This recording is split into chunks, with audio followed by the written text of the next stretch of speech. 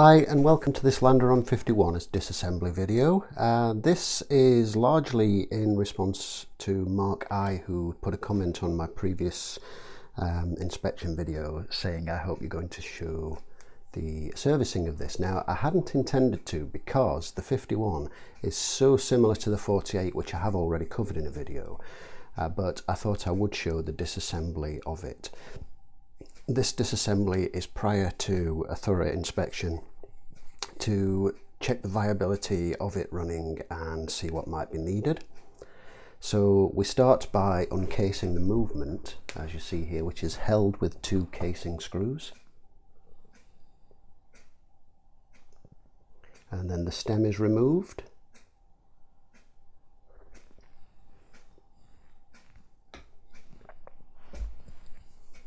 At this point I pop off the dial bezel, and the movement ordinarily on these will come out at this stage, but with a solid case like this one it's often beneficial to or even essential to remove the start, stop and reset levers and accordingly the pusher buttons as these come out as part of the movement. And in a solid case you typically don't get enough wiggle room to do that. You'll notice on the stop and reset lever that this is a left hand screw.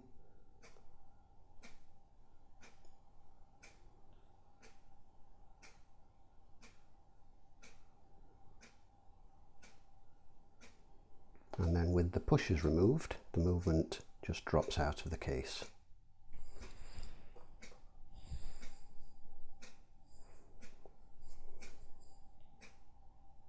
The next thing to do is reinsert the stem so that I can align the hands in preparation for removal of the hands. And you'll notice that I'm actually winding them in reverse here, and this is because the crown is loose on the stem and is actually coming unscrewed when you try to wind the hands forward. So that's something I will need to address on reassembly.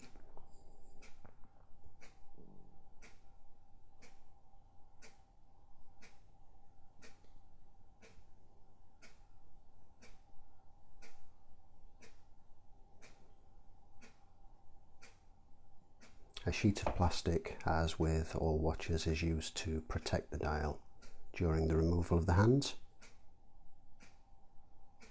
Once the hands are removed, the two dial screws that attach to the dial feet can be loosened. These are directly opposite one another at 2 and 8 approximately, and you'll notice here that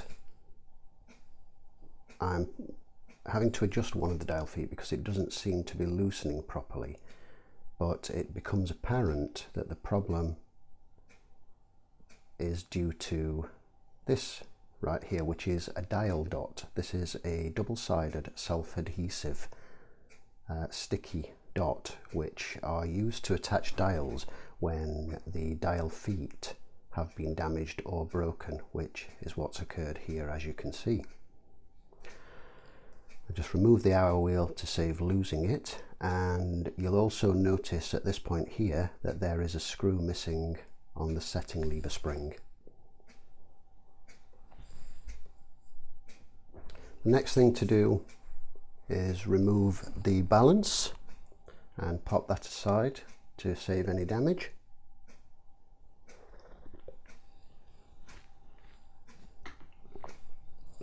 And here I'm releasing any residual tension on the mainspring before removing the pallet cock and pallet fork.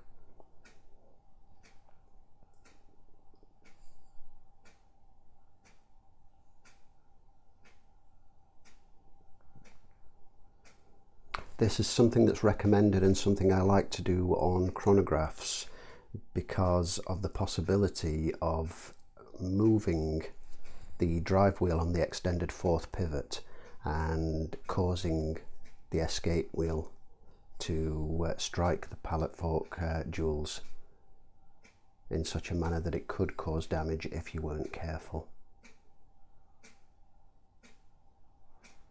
And here I begin disassembling the chronograph components. and that was the return spring for the stop and reset lever. And you'll note as I go along, as I typically do with chronographs, I replace the chronograph screws on the upper bridges, because with Swiss chronographs many screws of similar sizes are used, but there's such a variety of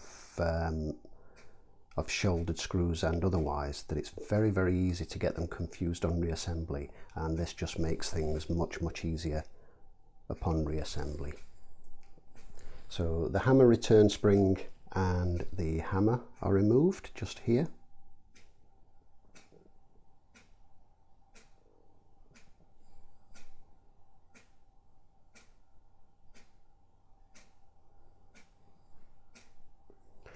And then just down here on a close-up, this is to demonstrate the oil slick that we have on top of the chronograph works. You'll notice a small amount of corrosion also to the bottom left of your screen, but you can see there that there's an incredible excess of oil all over this bridge. And it's quite thick, gummy oil as well at that.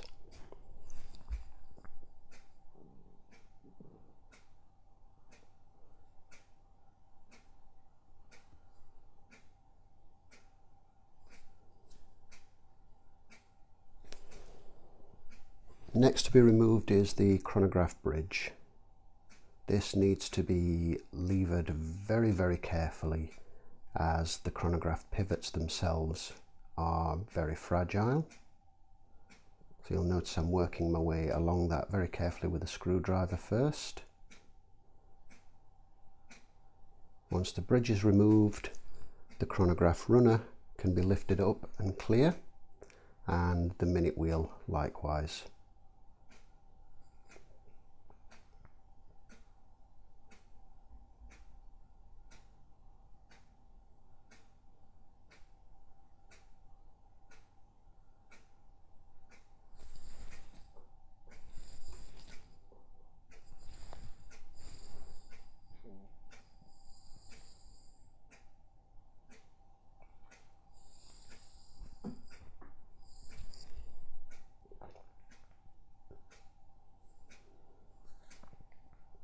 Here I'm removing the minute recording jumper.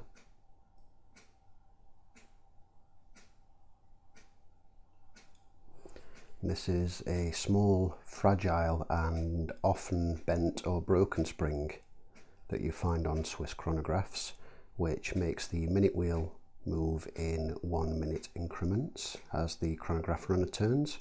And you may have noticed previously that this one is actually slightly bent, but fortunately not so much that it cannot be hopefully rectified, straightened and rectified.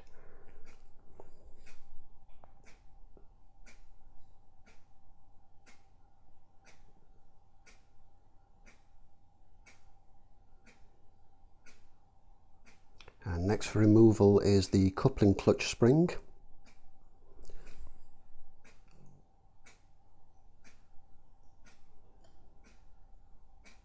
And the securing screw for that is being refitted here, as you see.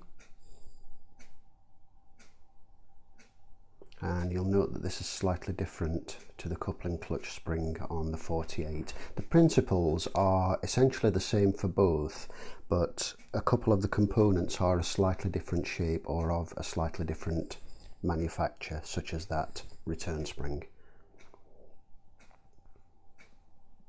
And then here the coupling clutch mechanism is lifted away as a complete unit. This will be further disassembled for cleaning at a later point once I have established whether or not the base movement needs too much work or is salvageable as is.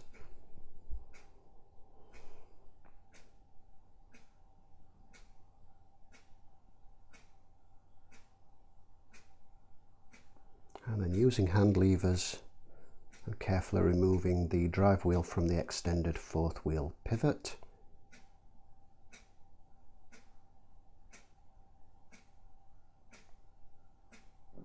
and refitting the screw for the coupling clutch mechanism. The last one to be removed, oh my apologies, it's not the last item to be removed, that's the return spring for the intermediate drive wheel for the minute wheel recorder, followed by the intermediate drive wheel assembly,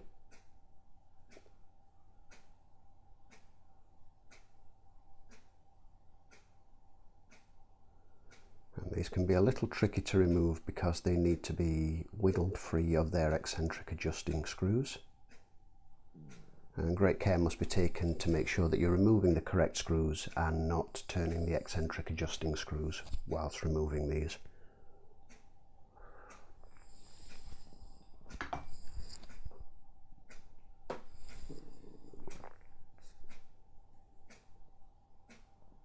And then the final part to be removed is the tension spring for the chronograph runner, the one that looks like a small watch hand.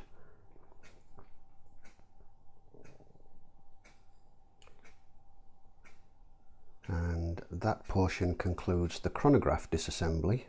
So that's all the components of the chronograph module disassembled.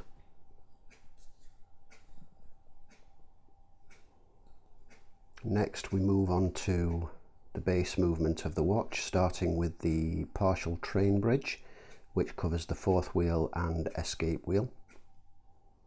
This is held by 2 screws and is wiggled free. At this point the escape wheel can be removed. You'll note here as well, I just show a close-up to show there's quite a bit of dirt on the jewels under there.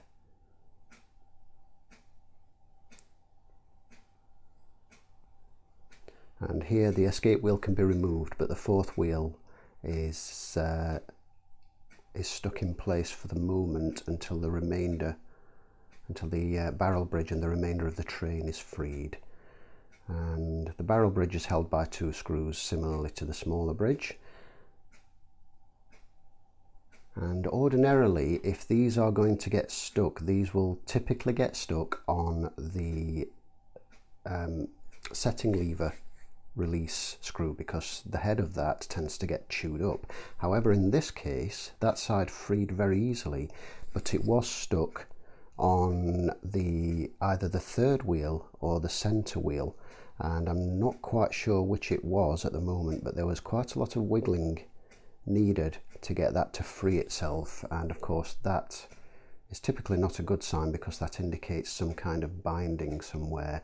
On initial inspection the pivots did look fine, so hopefully pegging of the jewel holes and a good clean will see that working acceptably, but there you can see it seems to be stuck on the third wheel. And you can see evidence of quite a lot of dirt under there as well. Here we can remove the remainder of the train.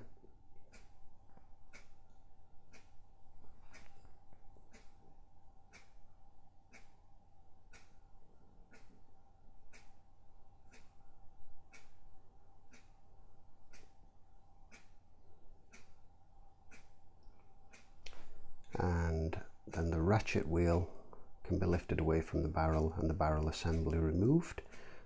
The whole unit can be lifted away as one, but I just wanted to show those separate components there for you. And the final part on this side is the setting lever screw, which can be unscrewed. The setting lever will then fall down into the movement holder underneath, and that can be removed. And then the winding portion of the stem can be removed either immediately now or when removing the components on the dial side. And again you can see there the missing screw on the setting lever spring, and there's the setting lever.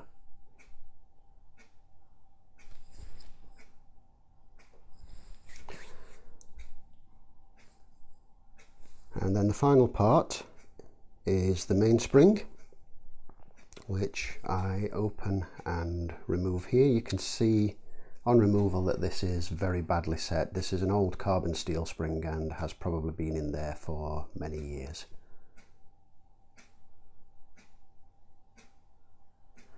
And the next step will be a rough clean and reassembly of the base movement to assess its feasibility.